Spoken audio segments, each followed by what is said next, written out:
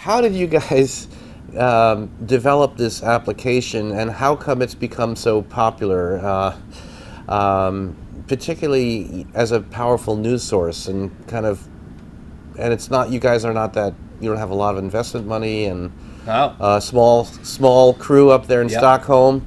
Tell us a little bit how this is unfolded and how it's so important now in places where traditional journalists can't get to. That's true.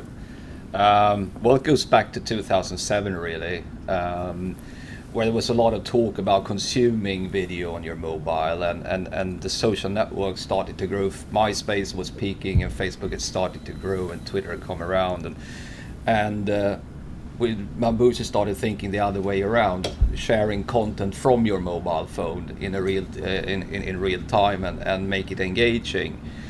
And from there it started, and the platform is built in a very adaptive way, and one of the reasons Bambuser has become popular on a global perspective is that it supports more operating systems than anyone else does out there.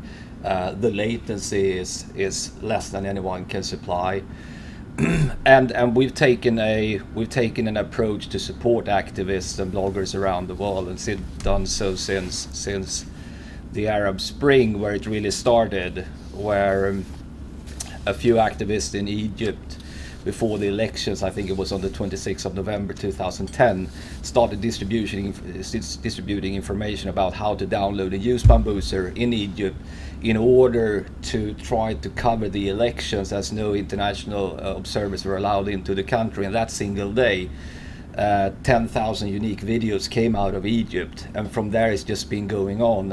And what we've done since day one is that we've tried to contact as many as possible of our users that produces what we believe could be possibly newsworthy content, and ask them how can we help you, and the answer we get in 99% of the cases is that help us distribute this content as much as you can.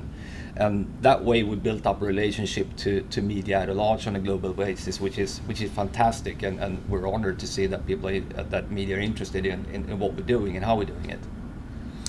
So what is your the business model then, and how does that, explain that a little bit, and where Bambuser might be going?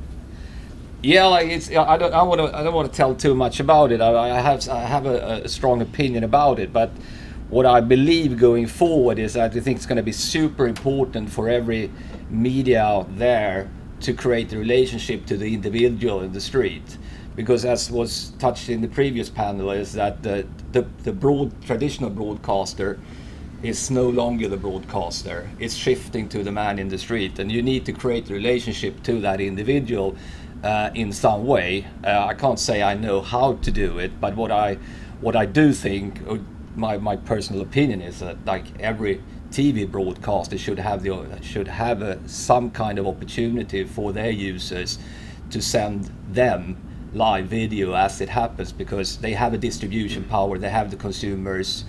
So like what I preferably would see, like every major broadcaster having Bambuser integrated into their own applications in order for their users and readers and viewers to actually supply them with content, and people want to be seen on TV, that we knew already. So I think part of our business model definitely going to go that way in terms of white label solutions. But also we see quite a lot of broadcasters, particularly in the Nordic areas. We come from there, using Bambuser. All the public TV stations in the Nordics are using it. Quite a lot of newspapers, commercial TV stations, radio stations, or shifting all the way to brands and creative agencies using it for marketing campaigns.